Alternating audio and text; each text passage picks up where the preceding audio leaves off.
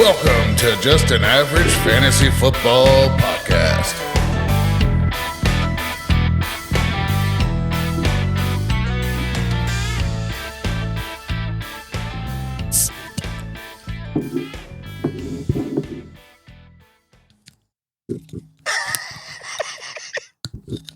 It's not working out well.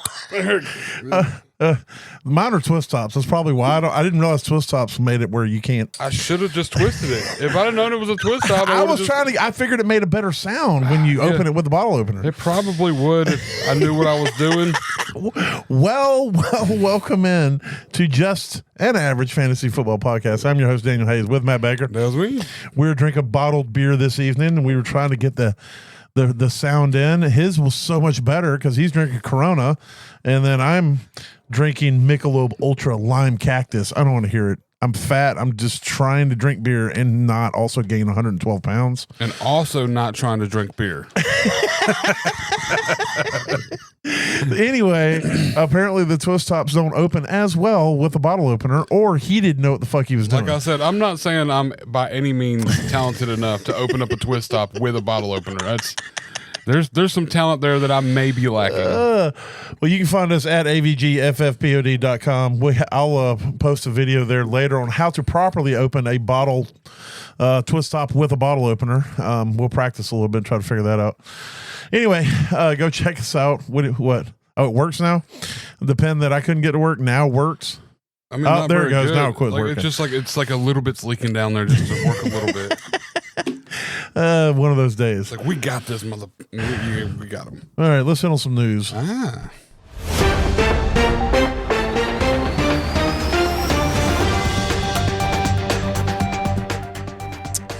All right, basically Thursday. Oh, apologize for not doing the show yesterday. I was a bitch and was super tired and had to get up super early this morning. But either way, we're here today. But really the news on Thursdays and Fridays is just about who's practicing and who isn't, who's in and who's out. So we'll hit that on real quick. Who we know for sure is out as of right now: Brian Thomas Jr., Rashad Bateman, Trey Benson, Isaiah Pacheco, Drake London, Bucky Irvin. Who's still questionable: Chris Godwin, Kenneth Walker, Brenton Strange, who's still on the IR. He's practicing, but he's still limited and he's still listed as IR. So, but I did want to put him on there. And I might as well go ahead and say Burrow as well, because he's still technically IR, but he's been practicing full. He was limited a bit today, but all the Vegas props and everything and the lines and everything that are coming out of Vegas are as if Burrow's starting this week. So that's, not for nothing there. Dontavian Wicks is questionable. Ramondre Stevenson questionable. Josh Jacobs, Alvin Kamara, and Aaron Rodgers. And then ready to go, ready to play, Emeka Egbuka, Jalen Warren. I should write people's last names or first names. Bayshaw Tootin. I got a Jackson on here. Lamar Jackson. That's the Jackson. All right. I was like, who's a popular Jackson that I would think I could just write Jackson and remember? And little did you know, I was like, little. Yeah. Anyway, Lamar Jackson, Bayshaw Tootin, Travis Etienne, Isaiah Likely, Bam Knight, Romeo Dobbs, Christian Watson, Mike Gesicki, Darius Slayton. I was so happy about Jalen Warren being good to go. I put him on here twice. Oh, nice. Yeah, probably because I brought him up. You did. I didn't realize I had him already written on there. And Njoku and Daniel Jones, which Daniel Jones showed up late yesterday, I think, or Wednesday with a calf injury. We got a little scary. We didn't know the severity of that. It's always worrisome when I think it was yesterday, when they show up on a Thursday on the injury report and they hadn't been there all week. Especially after coming off a bye, too. Exactly. And then the real question right now that everybody's wondering is Flacco or Burrow. And like I said, so, Vegas, if you listen to Vegas says Burrow. So all I can tell you, if you've got Flacco, I hope you got Burrow. I had to make a decision last night, and it actually worked out for me. The only options I had was Davis Mills or Flacco, and I couldn't wait and see. So I went ahead and just threw Davis Mills out there. He was okay, which means if Flacco plays, he's going to put up 37 this week, but which would be fine because I probably will play him in other places. But So we'll obviously know more in the next day or so. But any other news or things that I've failed to mention? I'm sure there are, but from your perspective, no, not that I can. Like, I'm sure there's still people that, like you said, these questionables got me on edge, man, because it's... Yeah, there's still other questionables and stuff. These are just the big names I wanted to hit on as we went through. There's still, if you're in deep dynasty leagues, there's still a fuck ton of quote, lesser guys that are still up in the air. And I feel sorry for everybody out there who had any Bills player that wasn't James Cook. Yes. Like, literally any one of them. Well, we can go ahead. We can hit on that real quick. We should, because usually we do the show before Thursday night game, so we can go ahead and hit a quote Thursday night review. So let's get in on that.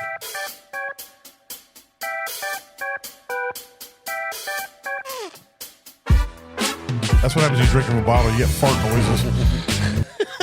Quick recap. Houston's defense is still shutting the game down. God almighty, and the Bills' offense sucks because they don't have anybody that can catch the ball or get open or something. Or protect the quarterback, or a quarterback that can get rid of the ball in a short period of time, or an offensive coordinator who can look at a game plan and say, hey, they're only rushing 4 and getting to our quarterback, which means that they're dominating us. Let's call different plays. Let's run some draws. Let's run some screens. Let's run some quick hitters.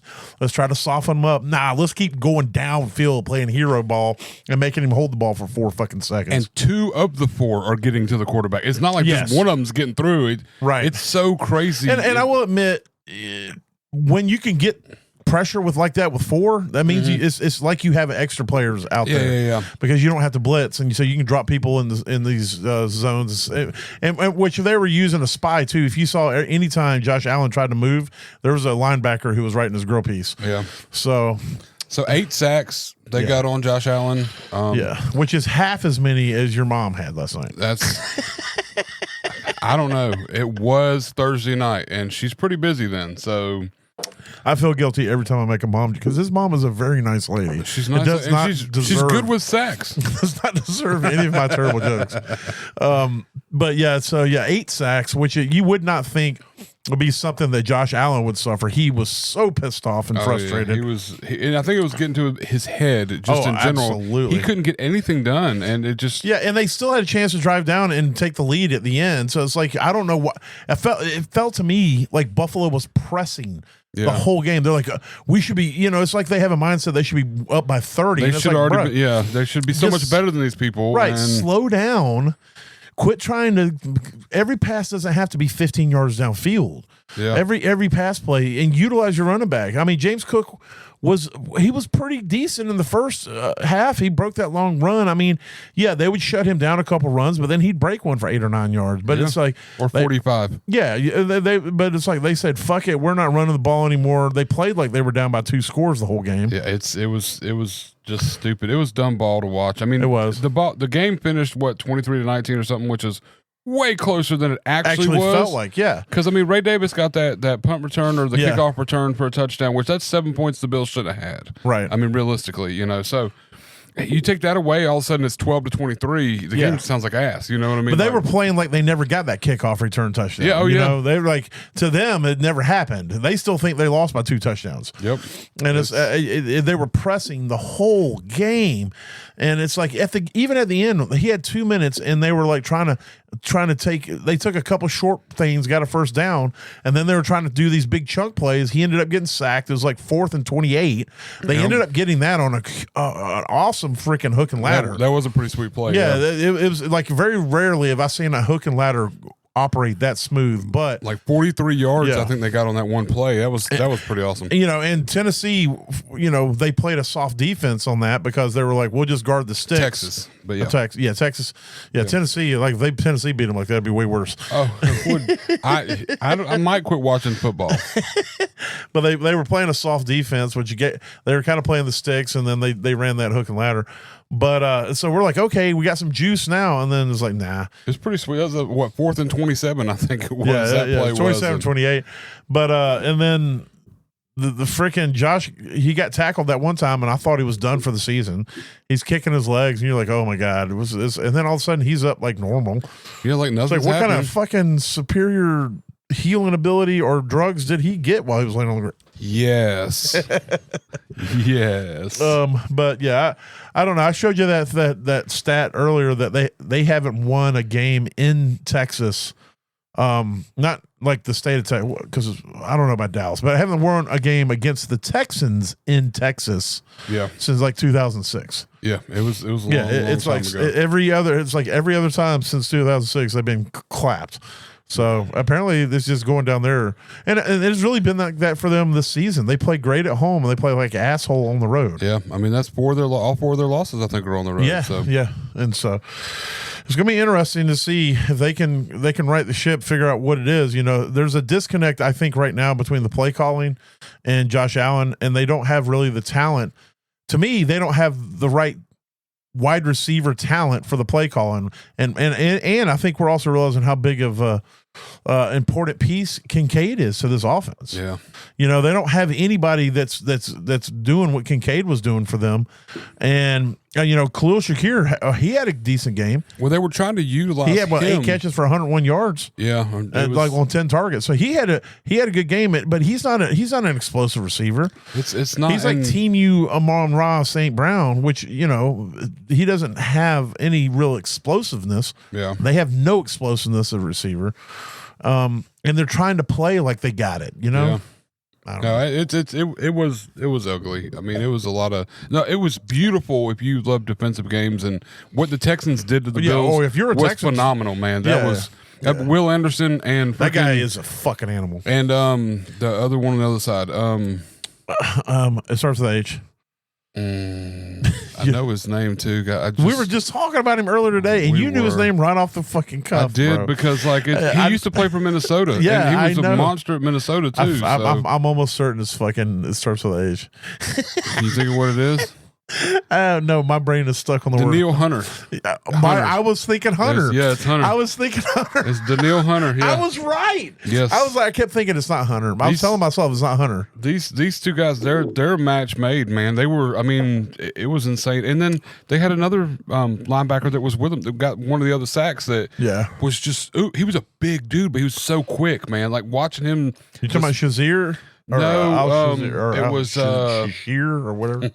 I don't remember his name. Like I remember, but he was just a big boy. But watching him, how quick he was getting around, pushing these people, it was. Yeah, Will Anderson, that dude is the real deal. Yeah, and he's like 72 feet tall and 1,200 pounds or something. I don't know. He played like that, but he's not. He's enormous. I don't think he's 260 on a good day. Yeah, 6'4", 240, but still, he looked enormous. Yeah, he played like he was fucking God out there. Yeah, so. Danielle is 6'5", 260. So yeah, that dude. Danielle is a typical defensive end size.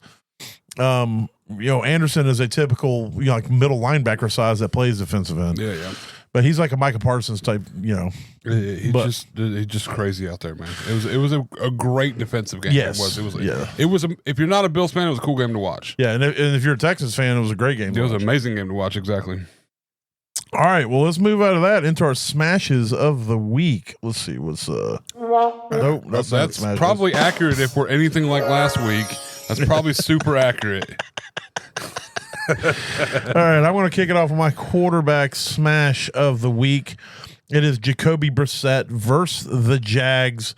The Jags have given up a QB1 performance in their last, I think, 8 games. They gave up over 31 points to I can't remember who the quarterback was last week.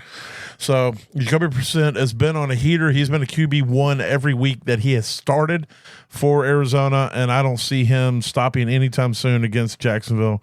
So I think you can feel pretty good about playing Brissett this week against the Jaguars. Who do you got? I am finally smashing Jared Goff this week against the New York Giants. Yes. Yeah, because you've had a lifelong beef with Goff. Yeah, I don't. It's like my beef was never technically with Goff. It was against the Goff hype. It was the hype around Goff. Like he's proven it realistically in history. It's like if you give this guy everything he needs, he's a great quarterback. Right. But if you put him in a situation without any Ryan Fitzpatrick or Goff right now today. Ooh. Like, wait, what team? Like, you talking about? It's your team. I'm putting the team together. Yes, I get to make all the. The first choice. I got to have Ryan Fitzpatrick. There's very few quarterbacks I'm going to go with over Ryan Fitzpatrick, just for the fact that I feel like the life he brings and the talent. It doesn't matter if the defense is going to get involved and catch a few balls too. That's okay. We can handle that. But you just want to hang out with Ryan Fitzpatrick. I think that's what it is. Why don't you hire him as your like buddy to hang out with, and then he'll be my Goff. quarterback coach. Yes, and he'll coach Goff. There you go. And then Goff can throw some interceptions, and kind of which he'll do every once in a while. Yeah, it works out. But I think this is going to be a good matchup. It's against. It should be. It's in a dome, which Goff loves. It's against the Giants, and he's at home, right? They're starting Winston. I think so. Yeah, and they're starting Winston because they ruled out Jackson Dart with the concussion and all. Yeah, I should have had him on the list. So there's one I missed. I feel like this will be Winston's second start, getting kind of things figured out. Like last week wasn't great. Yeah, well, how he can get he only got one interception last week, so this week he'll get 3, but he'll get 3 touchdowns on top of it. So I think there's going to still be the pressure of the game, and having to throw the ball, and there's still the competitiveness. I feel, against a soft Giants defense. So anybody, I have to a little behind the scenes. Yeah, we're in we're in Baker's like a storage room. We've converted to a studio-esque space, and the light is on a thing. It's on a motion sensor. Yeah, timer, motion sensor timer. And if we are somehow still enough while we're doing this podcast, it'll go dark, and then me and him will both start waving our arms while I'm we're leaning away from the mic, trying to wave my hand, and just sitting here trying to talk while we're waving our arms like freaking idiots. Anyway, I'm sorry. So if we had an actual like video podcast, you would see us just throwing our arms back while we're trying dark, and then when you see us waving frantically and trying to get the motion sensor to recognize. There would be hilarity during those podcasts, man. Oh god, but yeah, I like Goff this week. I think Goff's actually somebody you could throw in for the next few weeks. He loves playing at home. He loves playing in a dome, and I'm pretty sure he's on like a 4-dome run right now. Yeah. So, all right. Well, who's your running back smash? Running back smash this week is probably going to be hated on by some people, but I'm smashing on Alvin Kamara this week.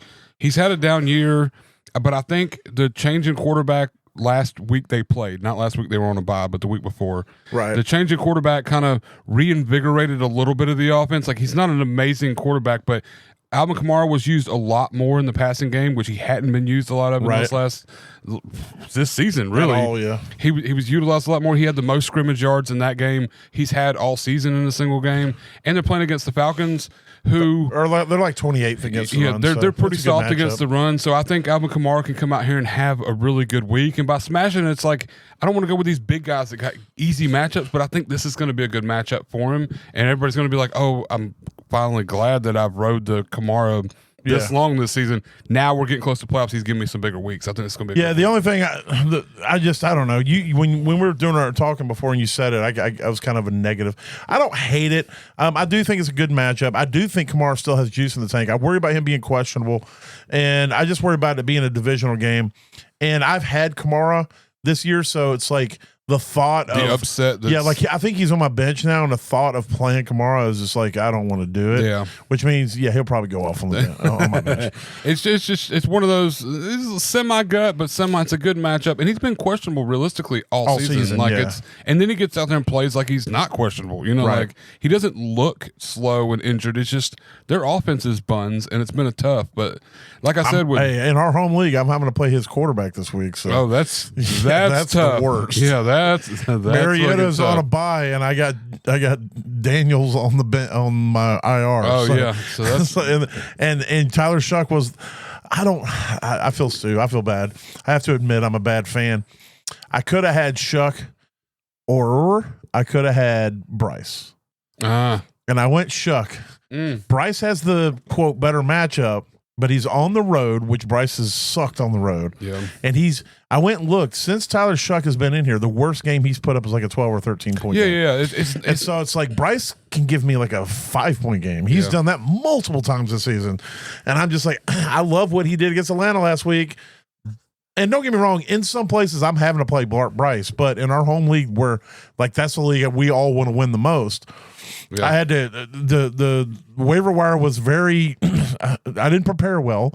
The waiver wire was very slim, and I went with Shuck over Bryce Young, and I'm probably going to pay for that as a fan. The San Francisco is going to probably put up 60 on the Panthers, and Bryce is going to put up 60 in fantasy. Yeah, maybe. Plus, Terrell went and picked up Bryce, but I'm playing you, so yeah. So you'll be happy that Shuck's going to have a bad week. Yeah, well, I mean, I think Shuck will do okay. He's probably going to get you the 12 or 13. His last 2 weeks, he's put up over 20 points. So. Yeah, that's what I'm saying. Like, it's going to be a couple. I'm not like super worried that he's not going to do great, but yeah, I think if it does, it's going to come on the back of Kamara, which I have him multiple leagues too. That's a visual I wasn't expecting to have today. Oh yeah. Now I have it. Thanks. You're the one that said it. I know, but I wasn't envisioning it. All right, my running back smash is going to be Quinshon Judkins at the Raiders. The Raiders, I think, are a soft run defense. Judkins had a bad week last week against a tough rush defense, and I think he's going to get back on track with the Raiders. I actually believe that Shedeur is going to be the better quarterback for that team. Do I think Shedeur is a starter in the NFL? The jury is way out on that, but I also don't think Dylan Gabriel's a starter in the NFL. Yeah, no. I think Shedeur is a better game managing type quarterback, and I think that he's going to allow they're not going to be able to just stack the box is basically what I'm getting at against this Raiders defense. So we'll see. I may be wrong. Shedeur may go out and throw 8 picks and they stack the box and Judkins gets fucking negative 8 yards and it's whatever. But against the Raiders, we all know that Geno's going to throw 4 or 5 picks against that Cleveland after he gets sacked 19 times. Yeah, it's going to be pretty. Boy, he's got Brock Bowers back, so I mean he'll probably only throw like 3 picks. He'll still get sacked 19 times. Oh yeah, he'll still get sacked. Myles Garrett's going to he's going to break the career sack record this week. That's why I picked him up in our home league. Against me. I know. I saw that. I know. Yeah, I'm not happy to be facing that, to be honest with you. But yeah, so I think that with that, combined with, I think Shedeur is going to do a better job now that he's had a week to prep as the starter. Yeah. Manage that offense better. Plus, they're playing a weak opponent who's probably going to be in a they'll be in a positive game script late in that game. And I think Judkins is going to be able to run the ball. Hell yeah. And then I went deeper on my wide receiver. And I went with Andre Iosivas.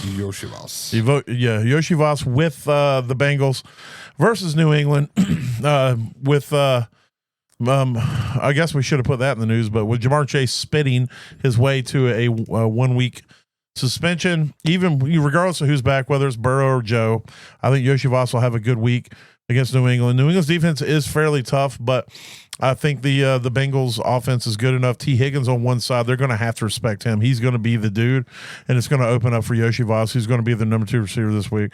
I think he's going to get at least 10 targets and with the potential to get 8 catches, maybe 70, 80 yards, and probably a touchdown. So this could be a very good week for him. Yeah. If you're ever going to play him and be confident, this is the week to do it. Hell yeah. All right, who you got at wide receiver? I'm finally smashing him this year. Oh my God, I know who you're talking about. Yeah, it's DK. Yeah, not with Tennessee. No, not Shamir DK. No, but DK Metcalf. The DK, the one and only actual DK. Yeah, not DK, but DK. Yeah, but yeah, DK Metcalf this week, and honestly, I feel like it'll be more beneficial if Rodgers doesn't play.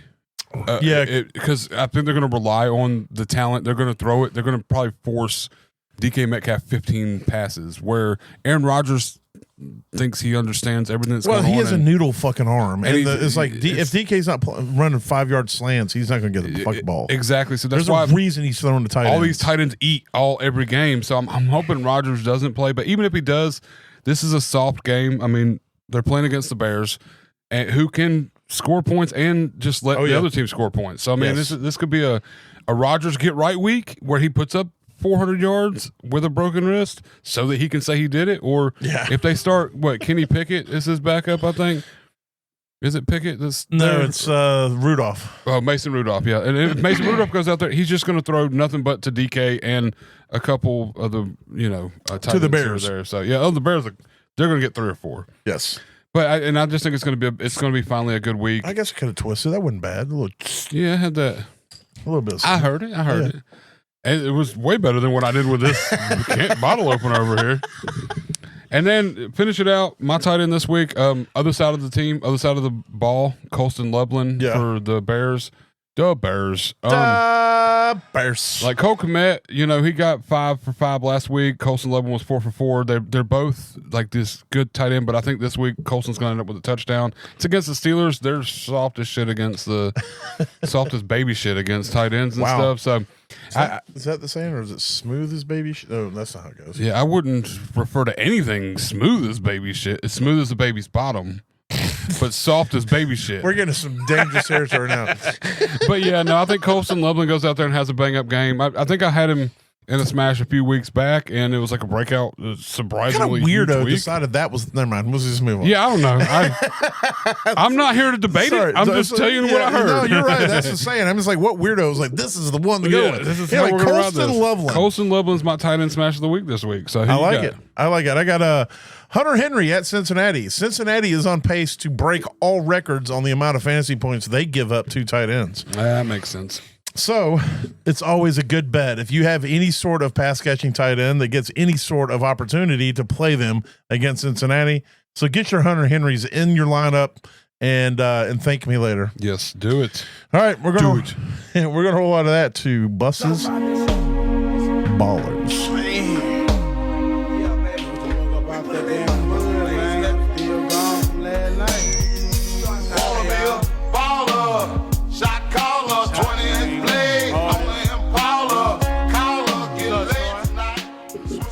Listen, don't tell me to shut up. It's cool for me to speak at the very beginning when I'm leading into it. I didn't talk over the music. Don't give me the shush signal. All right, buses, ballers. Drake May versus Cincinnati. This one's just too easy, is what he says. Agreed. You can stack them with Hunter Henry. Yeah.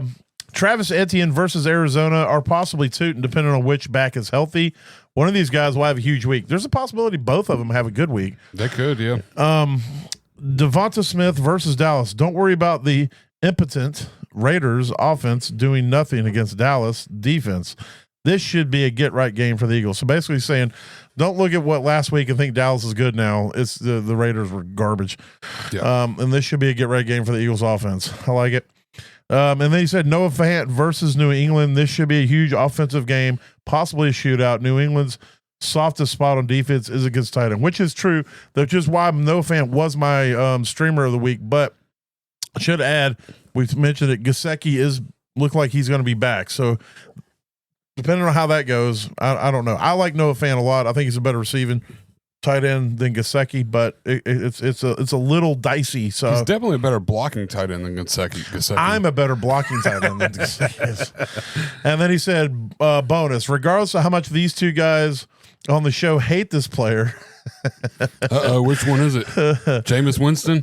This could actually be a great week to play Kenneth Walker. Oh yeah, no. And I'll be honest with you, Bus, I almost picked Kenneth Walker as a smash. He's questionable. He's not going to play. That's what kept me from picking him, was the fact that he's questionable. And I'm hoping. Look, this is going to help me. Look, I don't want nobody injured, but I hope he just misses a week so that Charbonnet gets all the touches. Because like rest up, because I have no Kenneth Walker. Me neither. But I've got a little bit of Charbonnet. Where did I have Charbonnet? It would be phenomenal. Is it against me? No. Okay. It's the world. Oh yeah. If I can have all Charbonnet all game, look, I'm with you. I need you to win that. I want you to advance with that me. Could be my golden egg. Yeah, because that could be your golden ticket, and you can dance around like Grandpa Joe's bitch ass. You know I will. You know what? Fuck Grandpa Joe, dude. That dude was lame forever, and all of a sudden, we got a golden ticket. I got to dance the fucking fandango. That's man. When it's in the script, don't get me started on Grandpa Joe. When it's in the script, you can do anything you want to, man. All right. So there it is. There's buses, ballers.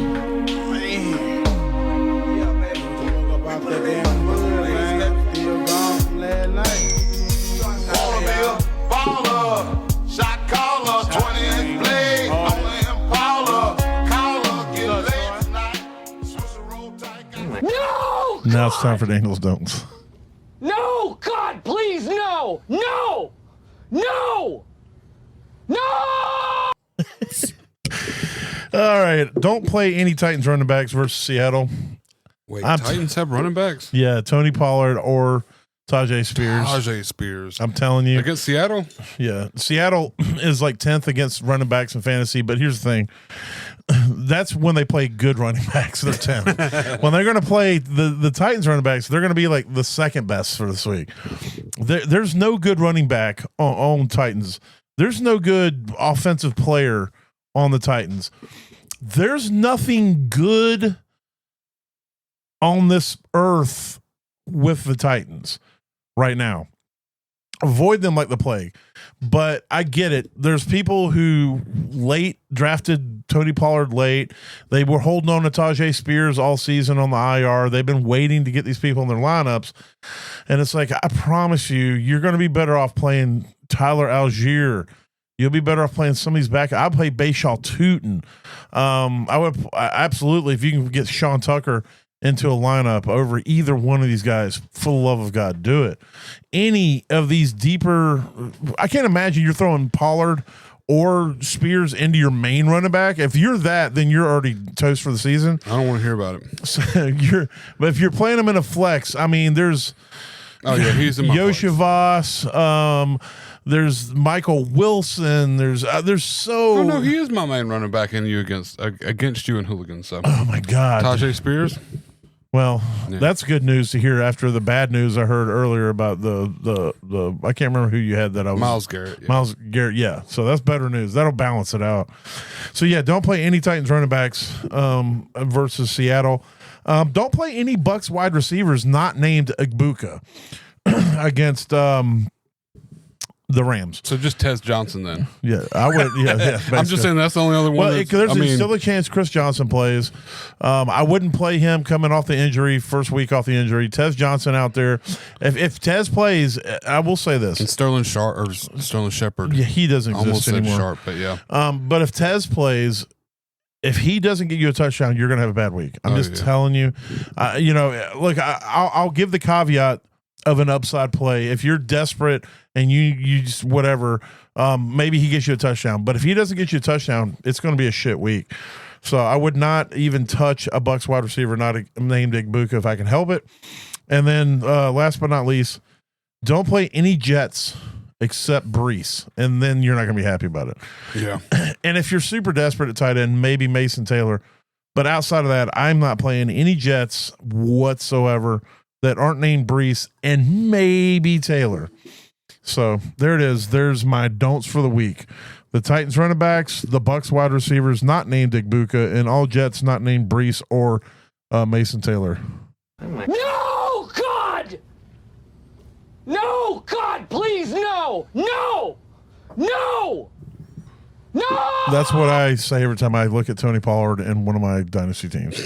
I have him in one league. Be power bottoms. What's a power But he's a power bottom, essentially. Is a bottom that is capable of receiving an enormous amount of power. Actually, Mac, you got it backwards. You see, a power bottom is actually generating all the power by doing most of the work. Does the power have to do with the size or the strength of the bottom? Now, Dennis, I've heard that speed has something to do with it. Speed has everything to do with it. You see, the speed of the bottom informs the top how much pressure he's supposed to apply. Speed's the name of the game. Right, buddy?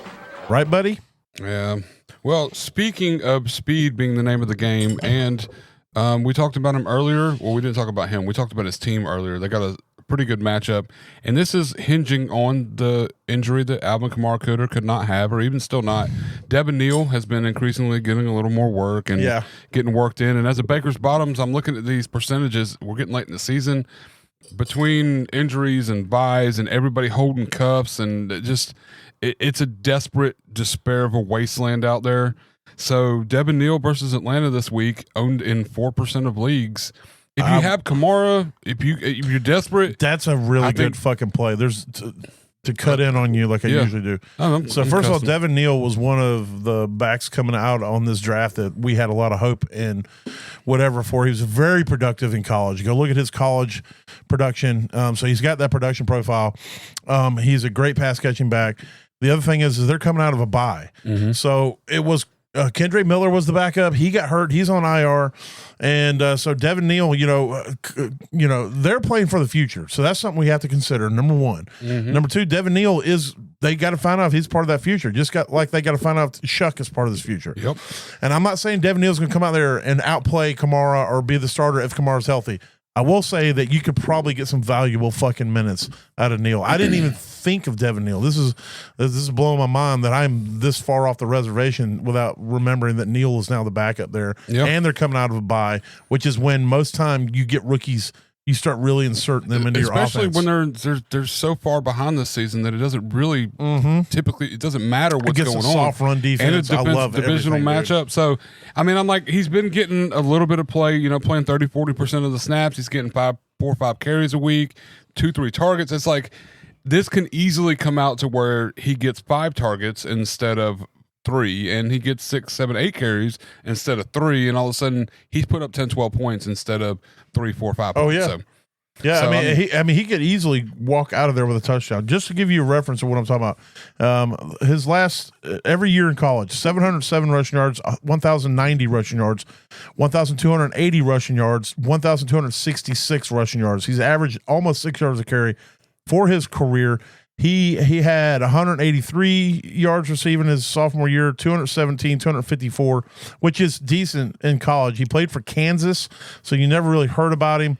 But dude was super. He was like basically their offense almost all 4 years. He played as a true freshman, productive all 4 years. And 5'11", 215, he's a decent sized back. I mean, so it's not like he's just this little bitty guy that they throw out there, So I don't know. Like I said, it's a good. I think it's going to be a good play this week, especially for Baker's Bottom. And this is just a little extra bonus. Everybody's looking at Kuffs right now.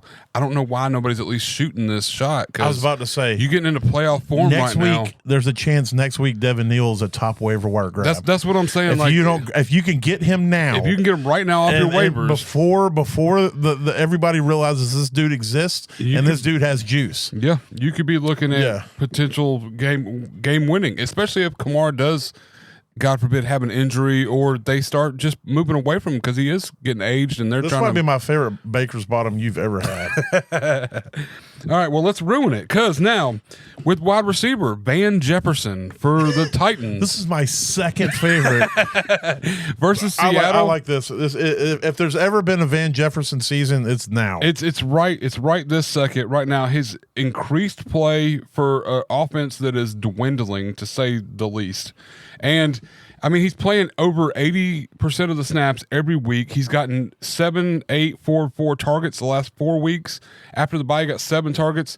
3 of them, he caught 3 of them for 22 yards and a touchdown. I mean, he put up 11 points against Houston, a team we just saw annihilate the Bills. Right. So now they're playing Seattle, which Seattle's defense is really tough too, but I think that Van Jefferson's sneaky. Like nobody's like looking at him being a guy when they got DK and they got Ayumana and they got these other targets out there. Plus their tight ends.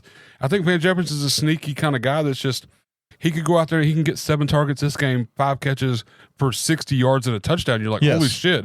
Why? How did I not see this coming? Or why did it just happen? But we've been saying it for years. Everybody has to hold Van Jefferson until they can't hold him anymore.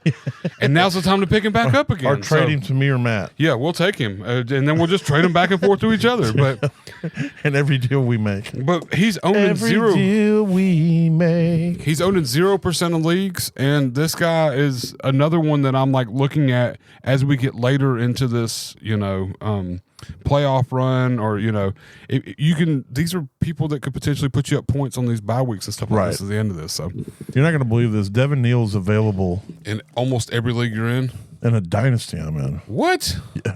And that's ridiculous. Is it? Am I in there too? Nope. That's probably what it is. Yes, you are. I can't lie to you. Oh, am I? Yeah, it's Power and Force. Oh, well, that one. I don't have a lot that I can. I don't think I have a lot that I can give up in that league to grab him. But that would be a good ad, though. Definitely go grab him. Hurry. I'm dropping Stetson Bennett because my prediction didn't come true. That's the best news I've heard all day. Look, if Baker's Bottoms didn't do anything except push Stetson Bennett off of another person's roster, then that's all I can ask for. I can't believe he was available in a dynasty. So. That's all I can ask for is that he got pushed off of somebody's off of their roster. Hey, I had my hot take from the season. I had to wait till at least after week 10 before I could start dropping Stetson Bennett everywhere. Yeah, no, I mean, I get it. I see it's definitely. I wish I'd have grabbed Devin Neal and played him over whoever I played in Sleepers Keepers. But either way, and then last but not least, tight end owned in 0% 100% of leagues. Colby Parkinson for the Rams. You got to shake that lineup up, son. It's shake it up. Oh, I get it. But this guy has averaged a touchdown in the last 2 weeks that he's played, and has also had 3 catches in 4 weeks this season, which is weird for the Rams. You know, and Higbee just went on the IR, so I don't know if you said that.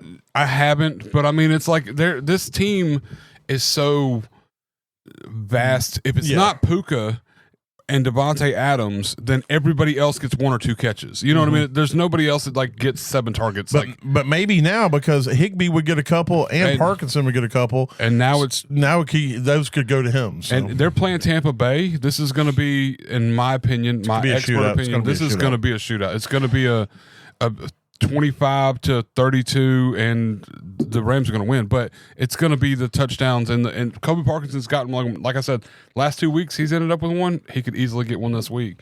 I hope that Devontae Adams gets a couple, and he gets a couple. So, but either way, I think Colby Parkinson owning 0% of leagues is a good play. You can go pick him up and play him in a pinch on tight ends. All right, run through them one more time. Running back Devin Neal versus the Falcons. Van Jefferson is my wide receiver versus Seattle this week. And then Colby Parkinson versus Tampa Bay. Just because you love it so much, you want to hit this with it. We're going to get ready to do some key games after this.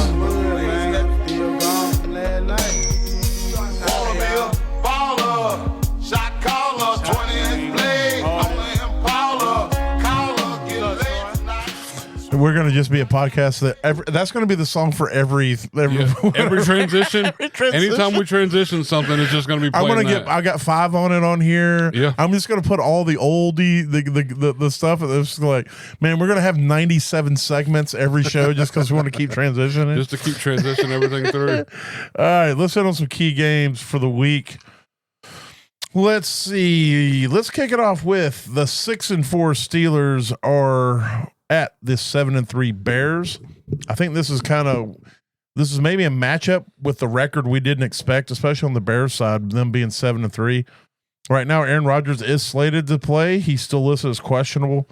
And I'll say, like, if you just kind of watched the Steelers games, it's kind of shocking to know that they're 6-4 too. Like, for sure. They've had some games that, like, I was like, they didn't win that, but then their defense had to right the ship because they were straight asshole at the end of the season. Yeah, weeks 1 through 5, it was like, hey, you know what? Let's give all the other teams all the other points. Same with Baltimore. Yeah, exactly. But I mean, in a pinch, if you're desperate in like a super flex league, I would play Aaron Rodgers. I definitely wouldn't. I play Tyler Shuck over Aaron Rodgers this week, and that's crazy to say. It's a soft matchup. If I wasn't concerned with the wrist injury, you know, and him at his age and how much of a diva he's already is in general, I'd be afraid that if we started him, even though he wants to play, that he gets through a quarter and he gets sacked, and then all of a sudden it's like he doesn't play anymore. Yeah, that would be my worry. It would be like, not that he's not going to perform, but that he would leave the game, if that makes sense.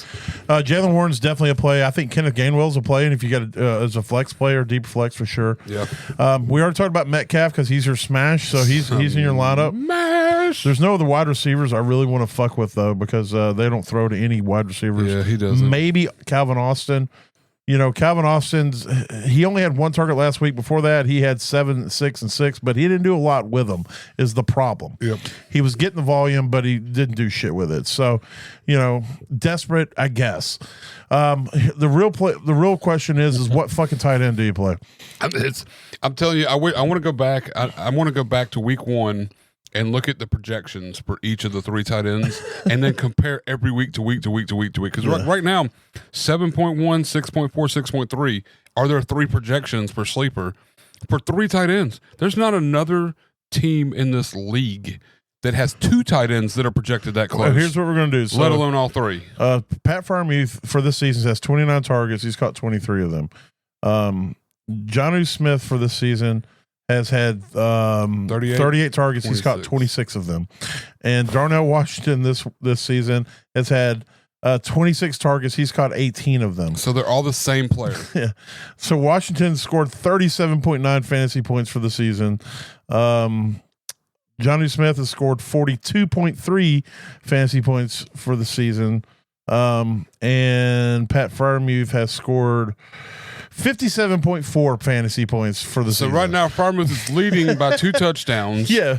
But the other 2 are just right behind him. They're right there. So One catch touchdown behind him. And then all of a sudden it's like. Here's what I'll say. One of these tight ends is going to have a good game. I'll throw that out there. You know what? Good fucking luck picking the one that's going to be. They're playing the Bears. Bears. I think it's going to be Darnell Washington. I think with the hype, here's what I would say. If I had to pick one, I pick Washington. The hype of that video of him stiff arming the guy into the next dimension, and then running the other 2 guys over like it was his fucking nephews at a family football game. I feel like that hype is kind of pushed it, but I don't know. And by the way, he was on a podcast. Did you see? Were you the one that sent me that clip? And we're talking about his weight. Yeah, and he was like, he tried to say, they were like, you're listed at 260, and he goes, that's what it says. And they're like, come on. He goes, no, I'll tell you for real. And I think he said like 310. Yeah, it's like 310. Yeah, homie he's a beast. So I'm gonna call Jonnu Smith. I think Jonnu Smith's gonna be the guy that has it this week. He hasn't had a top 10 performance since week 1. So just for the sake of the light went out again. Just we look like hey, like them wavy arm guys that are out there in the middle of the street trying to flag people down. It's like a natural reflex because I'll be in here by myself getting ready for the podcast or like getting ready to upload it, and it'll cut off, and I'll just be over here writing, and I'll start waving my arms. It'll come back on, so it's like a natural reflex. Yeah, exactly. But yeah, so if you had to put your whole everything you own, everything, your house, all your money, your business, everything right now on the line, like you can't get out of it. It's Johnny. It has to happen. Yeah. There's no real logic, reasoning. I'm just going to go Johnny. I think it's going to be a Johnny week. Wow. All right. I really do. I just bet everything I have, which is way less than what you have, but I put it on Darnell Washington. And I'm playing like no odds or like this is probably the worst bet that could ever be made when everything's on the line. Most worst bet. Yeah, it's not even. It's like so bad. It's like a 33%. It's not even a 33% chance because. Well, I guess it is if we're just saying who will have the best game. But if we're saying who's going to actually have a good game, it's way less percentages. Oh, yeah, it's like 8%. They could all have games. They could each have 1 catch per yard, and that's it. And well, let's go to the other side. If in a half-point PPR, what do you think Caleb Williams is overall as a quarterback? So I don't have my phone in front of me to cheat. So I'm going to say QB 14. 10. He is QB 10 on the season currently. Okay. That's better than I was thinking. Like I know he's had some big weeks, don't get me wrong, but in the last 3 weeks he's been the QB1, QB4, and then he was QB22 against Minnesota. But he's playing against Pittsburgh this week. So Caleb Williams is definitely somebody you're putting in the lineup. The real question is like Swift's been good. Swift, he's been a decent RB2 most of the season. He's had some RB1 weeks. That's where he sits, man. That guy's just like he's like a He's the just average. Yeah, he's like a 9th, 10th round draft pick and redraft all year long. Every year, he just does what he does. That's it. Monunga is a dart throw. The 1 week that he got the start, he was the RB3. Other than that, he's either going to be good or bad. It's hard to tell when he's around the 40% mark, 45% mark. So you play him in a flex at your own risk. Odunze, I don't know. He had a squeaky wheel game 2 games ago, but then it went right back to he had 6 targets last game. He only caught 2 of them. DJ Moore is the one that's really getting shafted right now. He's not really he's still playing 80% of the thing, but he's just not getting any. He's only really had 1 game this season. I don't think he's got a touchdown, does he? Maybe he's got 1 touchdown. Possibly. It was maybe a rushing touchdown. I don't know. That's possible too. He's had 1 receiving touchdown and 1 rushing touchdown. Okay, so 2 touchdowns all season. And they were both in the same game? Yeah. No. Oh, okay. Yeah. I was going to say, that would be funny. Yeah. Loveland is your tight end smash of the week. Yes. Since they come out of the bye, he's had 3, 4, 5, 7, 4, 4 in targets. So, his percentages have gone up over since week 8 is 81, 62, and 75% of the snaps. So he's definitely out there more. Some of that had to do with Kmet being hurt. He was injured 2 games. Yeah. Right. So, but the last 2 weeks, Kmet's been out there and he's still getting out snapped. Same by, percentage. Loveland. Yeah. Same. He's getting better percentage, but not as many targets, I don't think. But yeah, so it's gonna be interesting. I mean, you if I got him, I'd put him out there over a ton of other tight ends, and he's obviously your smash of the week. So, all right, next game we're gonna look at the Patriots 9-2. I mean, look, I'm going to have to dig back into the preseason archives because I feel like I low-key called this season. I did say they could be a team that if everything clicked, they could be really good. Yeah. Something to that effect. I'm we can definitely take that with a grain of salt because the Jets were supposed to be here too. With listen, we don't I appreciate you providing balance. Oh yeah, I'm just trying to bring it all back to average. That's all we're trying to do here. Drake May has been a revelation this season. He is the number 2 fantasy. We did all say he was going to be top 5 this year. So I mean, that was all. That was a given. He was going to be it. Yeah. The real question right now is if Ramondre plays, how is that going to work out? Because Travion had his game of the season last 2 weeks. Yeah. He has balled out. He's had last 2 weeks. He's had 4 touchdowns and 4 rushing touchdowns in the last 2 weeks, and he had a receiving touchdown last week. Mm-hmm. So he has shown that he can be the dude. So with but we all know the coaching staff loves Ramondre. Yeah, and they talk about how much why, but I guess he's a good team guy. I don't know. Yeah, and he's not good at blocking. He can't. And hold the ball. They've come out and said like the quote is, "We really like Henderson, we really like Ramondre, and we really like Jennings. We're going to get them all an opportunity." So I don't know what that means. If that's just coach talk to keep everybody spoofed, but Henderson is the juice right now. We need them to understand that. Yes. Diggs, yeah, you know, he's had double-digit games these last 3 weeks. He's been pretty solid since week 7. So you're throwing him out there. Booty, if he's healthy and out there, yeah, you're playing him, dude. Yeah, he's playing this week. Yeah, so he's hit double digits last 3 weeks that he played. Then he missed last week. So yeah, you're playing him. Mac Hollins has been interesting, but I don't know if Booty coming back. If I want to throw him out there, unless I'm desperate. And then we talked about Hunter Henry. I think he's a smash this week. Right now, they're listing Joe Burrow as playing. If Joe Burrow's playing, yeah, you're playing him. Yep. Chase Brown, you're playing him. T. Higgins, you're playing him. Yoshi Voss, you're playing him. And then I would pick Noah Fant over Gesicki if I had to play a tight end. Same. All right, let's see. Let's run up here to Minnesota Vikings 4-6 at the Packers, who are 6-3-1. JJ McCarthy has been rancid ass meat the last 2 weeks. He has not looked good for quarterback for NFL purposes or fantasy purposes.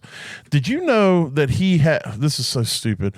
He has an alternate personality when he plays. He calls himself 9. Don't look. I didn't. This isn't. Don't get mad at me. I'm not the one who came up with this.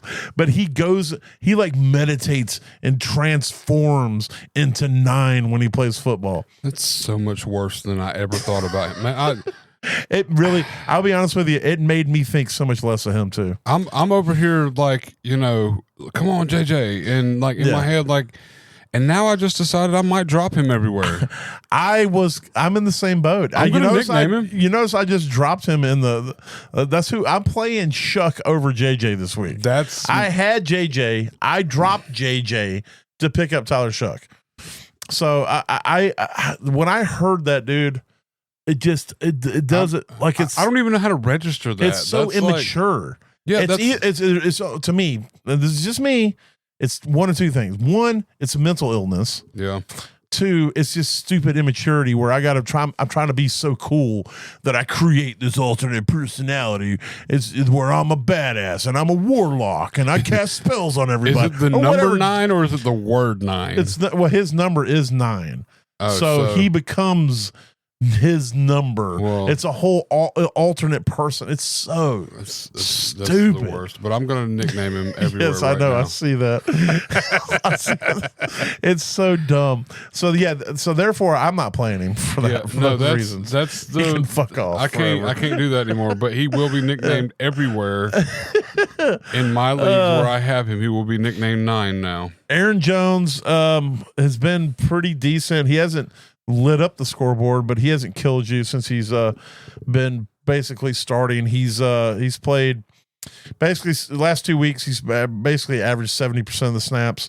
So Mason has been relegated to, if he gets a touchdown, great, and if he doesn't, you're not going to. He said 20. The last 2 weeks, Mason George has 25% and 16% of the snaps. So yeah, he's not out there, so he's not going to get a lot of opportunity. Yeah. Justin Jefferson, I mean, you're going to play him, but God, it's been terrible.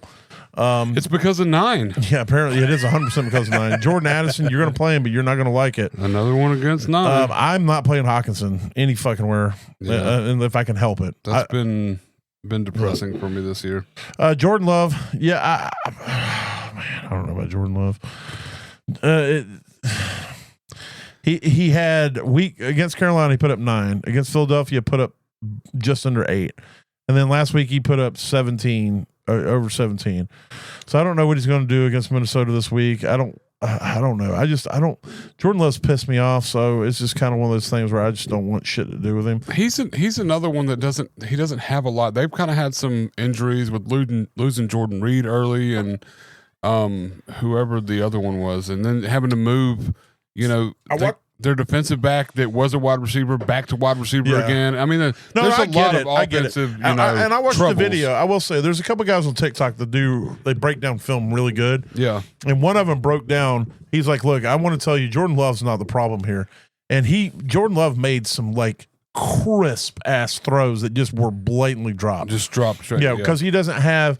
These are throws that like elite talent makes or really good talent makes, and he doesn't have that. And except for Watson. That's the hard I think part. Watson has the potential to be there.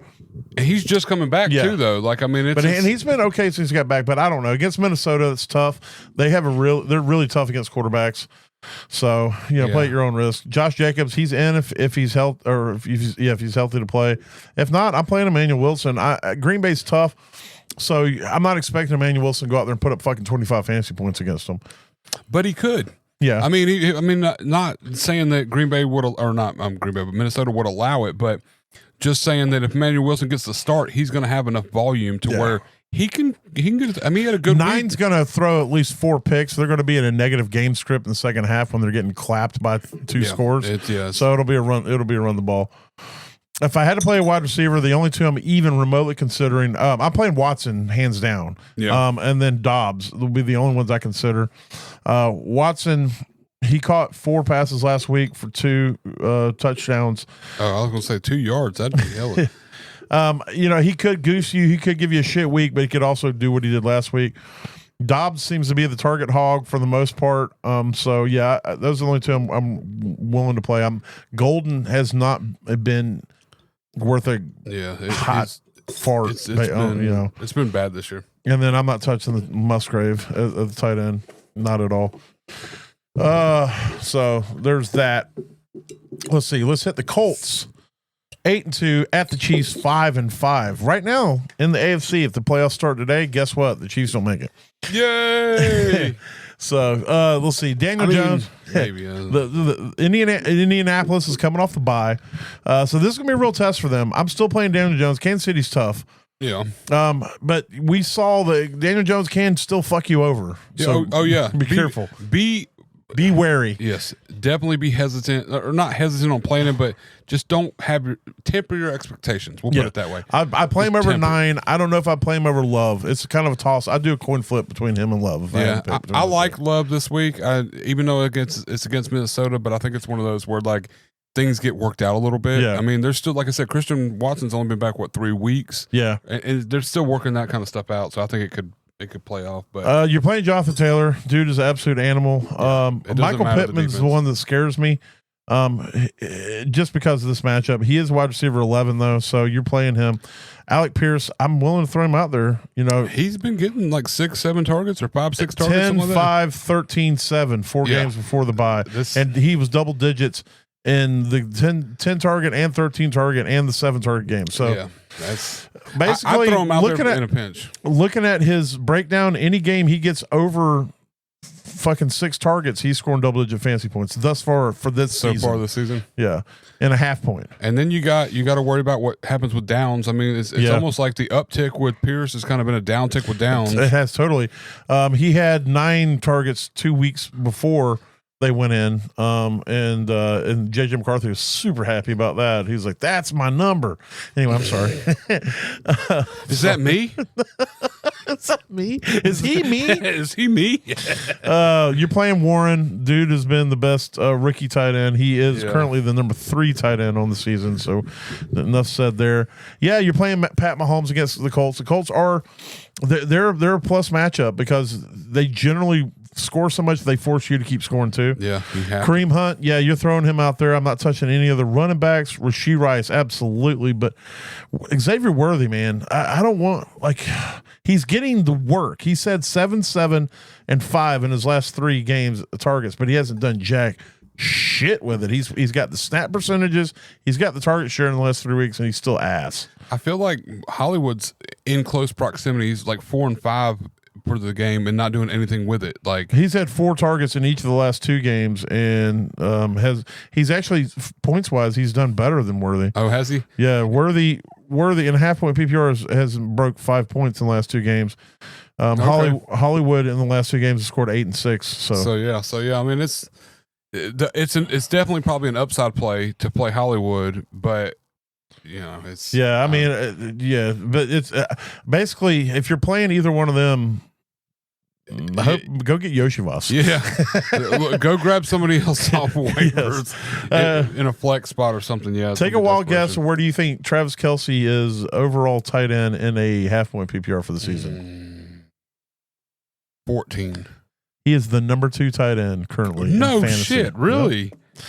No. Yep. That shit's he's over Warren, who's 3. That's insane. Yeah. How has that happened? He's only got like 4 touchdowns all year, right?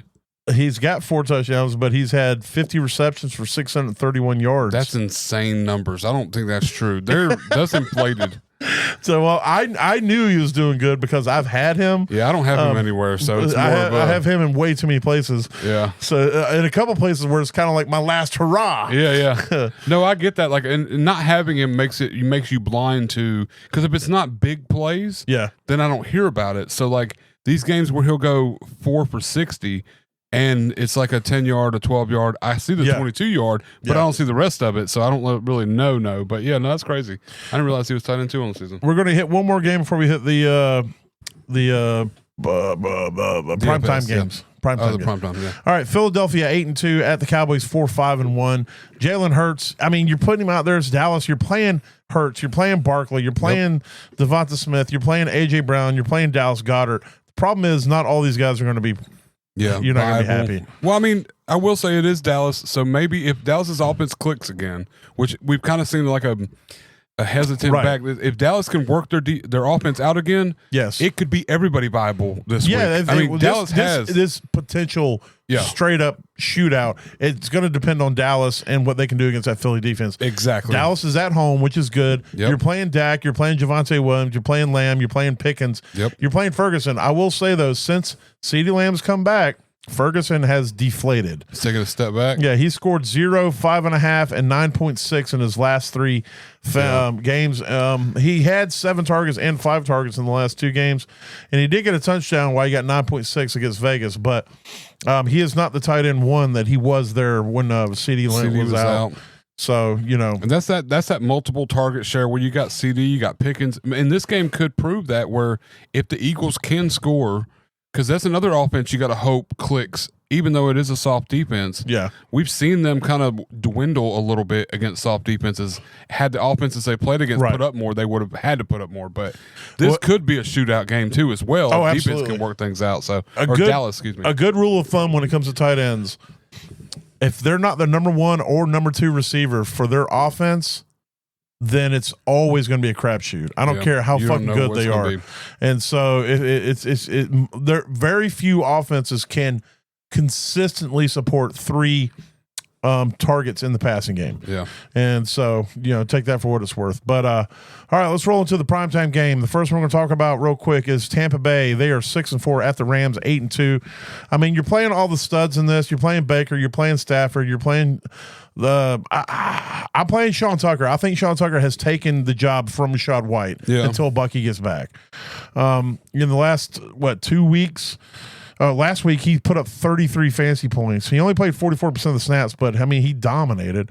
Rashad White still played a majority of the snaps, but he ain't done shit. He ain't scored more than 8 points in a half-point PPR since week 6. So. You're playing Egbuka. I talked to you about the wide receivers. I mean, if you're desperate and Godwin's out there, sure. If you're looking for an upside play Tez. But Egbuka's the only one I feel comfortable playing. Are you playing Cade Otton in this? Cade Otton, 2 weeks ago against New England, who was soft against tight ends, he scored up 12.7. Yeah. Against Buffalo, he put up 3.8. So it's against the Rams. The Rams are kind of mid against tight ends. So I don't know. I mean, that's another one. I feel like Cade Otton's been slightly disappointing this year for anybody who's drafted him and had to play him overall. Like he's tight end 26. Yeah, he's where you thought Kelsey was. That's what I'm saying. Yeah, he's had these really, really bad weeks, and because I've got Otton, I haven't played him. Thank goodness. I've had other options, but I mean, I played him a lot. The only time that I've been able to play him or that I've played him. No, sorry. Oh, yeah, they don't get that for that. But the only times I have played him were his bad weeks. So, I mean, that'll tell you where I'm at with him. Like, I know his talent. I know the availability, but it isn't coming. I'm not playing him anywhere. I'm playing, I got Hunter Henry in him. Of course, he's your smash. I got him in over this week. And I put Freiermuth in for him over this week. So. You're playing Stafford, you're playing Kyron. Blake Corum has been averaging over 10 carries a game the last 4 weeks. So take that for what it's worth. If you're looking for some desperation play, maybe you get him. You're playing Puka, you're playing Devontae Adams. You're not touching any of the wide receivers. You did bring up Parkinson as a play for the bottoms. He is currently listed as their top tight end. I will say in the last 2 weeks, he scored 12 and 8 fantasy points. He had 5 targets and then he had 2 targets, but he's had a touchdown in each of the last 2 weeks. And like we talked about, Higbee is on the IR. So it should open some stuff up for him in that respect. And, I think I skipped over. That's the Monday night game. The Monday night game. Oh, it's because I'm a Panther fan. It puts it at the front. It at the top. That's where every time I look for Bills games, I got to look at the top of everything. So, all right, the Monday night games: the Carolina Panthers 6-5, surprisingly, at the 49ers 7-4. I talked about Bryce earlier. Yeah. I'm hesitant to play him, but last season, if you go look at the stats, once he got rolling with the offense, that he had a run. Just to give you an idea of what I'm talking about, he went 16, 23, 12, 11, 27, 16, and then 36 at the end of the season. So when I say rolling, I guess it wasn't as good as I remembered, but it was okay. Yeah. So he has the potential. You're playing Rico. Rico is a fucking beast. Enough said there. Ted McMillan, this dude is going to be legit. I hated when they took him. I love that they took him. Yeah.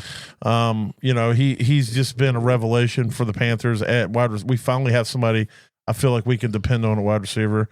But I'll be honest with you, I'm not playing anybody else in the pass catching. I'm willing to play Bryce in a pinch. I'm definitely playing Dowdle. I'm definitely playing Tet. Somebody else will be good. Xavier Legette. He scored 16 last week, but before that, he didn't do shit for until week 7, Yeah. Oh, yeah. It's been quiet for him. Yeah. But on the other side of the ball, you're playing Brock. You're playing McCaffrey. You're playing Juwan Jennings. How'd that trade go? Did it go through? I hadn't heard that. Waiting. Yeah. Yep. Pearsall, you hope that this week he gets back in the mix. He played 75% of the snaps, had 2 targets last week, caught 1, lost yards, had 0.5. So it's tough. Yes, it's a tough spot. And you're playing Kittle and Bitts. He's had 2 great weeks as the tight end 2 each of those weeks. So he's definitely going out there and you're against Carolina, who is soft against tight ends. They are the second worst team for tight ends behind Cincinnati. Oh, that's good news. It's a smash on Kittle. I got lots of Kittle. I have Kittle against you, so that's gonna wipe out the Myles Garrett. Or it might wipe out the McBride since McBride's playing against the first team again, or the worst. The Cincinnati is the easiest. Oh, who are the Cardinals playing? It was like they're not playing Cincinnati. I mean, they're probably. It was like a super, they put the numbers beside it that are green and red. There's a green number beside him. Oh yeah. They're probably playing against somebody. It's like one of those where I was like, okay, he's got Kittle, but my McBride's playing Jacksonville. So okay, yeah, he'll be fine. Yeah. All right. Well, let's end that. We'll run over here. I'm not going to do a sounder for it. We're just going to go straight into DFS. So we just finished week 11. I'm up now. I got 6, and you're at 5. 5. Yep. So because of that, I'll go ahead and kick off my lineup. I'm just going to run through it. To kick off, I got Jacoby Brissett at quarterback. And then I went with running backs, Jahmyr Gibbs and Travion Henderson. I need Travion Henderson to dominate that game as he has done the last 2 weeks. And then with wide receivers, I stacked Brissett with Michael Wilson. Last week he caught 185 yards. Hell, I don't need that much this week, Mike. Just get me like $120. We'll be good. And then I went with JSN and Cedric Tillman. I had to save some money. But Cedric Tillman seems to be targeted fairly decent. I need Shadur to get him the ball. And then I went with Hunter Henry, who I've talked up and is playing against the best matchup at tight end. And then I said, you know what? You want to smash him? I'll fucking smash him. DK Metcalf is my flex. And then I closed out with the Browns. I usually don't spend up for defense, but I had money left over, and I went ahead and just went ahead and just grabbed the Browns because they're playing Vegas at 2,900. So there it is. Brissett, Gibbs, Henderson, JSN, Cedric Tillman, Michael Wilson, Hunter Henry, DK Metcalf, and the Browns defense, and I still got $100 left over. All right, I'm gonna have to run through this quick because my phone is already in dark mode. Oh shit, my bad. I should let you go. Hit it. No, you're good. Jordan Love is my QB. I spent down a little bit so I can spend elsewhere. I got Jahmyr Gibbs in my lineup, similar to you. Alvin Kamara, I'm smashing him. I'm standing behind it. My money is going where my mouth is, all that good stuff. And, of course, DK Metcalf, another smash. I talked about it, Beggar's Bottoms, Van Jefferson in my lineup, super cheap play, $3,600. And go a little cheaper. I went John Mechie at $3,300. I almost grabbed him. So that I could spend some real money with these last ones. I got Trey McBride in my tight end spot playing against Jacksonville, and I got JSN in my flex spot. Oh, snap. Yeah, so we matched on JSN, we matched on Jahmyr Gibbs, and we matched on DK Metcalf. Damn. We got 3 matches up. And then I went with the Indianapolis Colts at $2,400. They're playing against Kansas City, but they're still an okay defense, and I think they might get a strip fumble, kind of shut some things down, especially if they don't have I don't know. They're going to get some points. All right. I think they're going to hold it up. So, all right. Well, there it is. That's my lineup. Well, as I say, if there's anything we say or do that helps you get to that average place in your league or helps you break even in DFS, that means we did our job. Because when you finish average, Matt, you don't finish last. So I hope you guys have a good fantasy week out there, and we'll talk to you on the flip side. Later. Holla.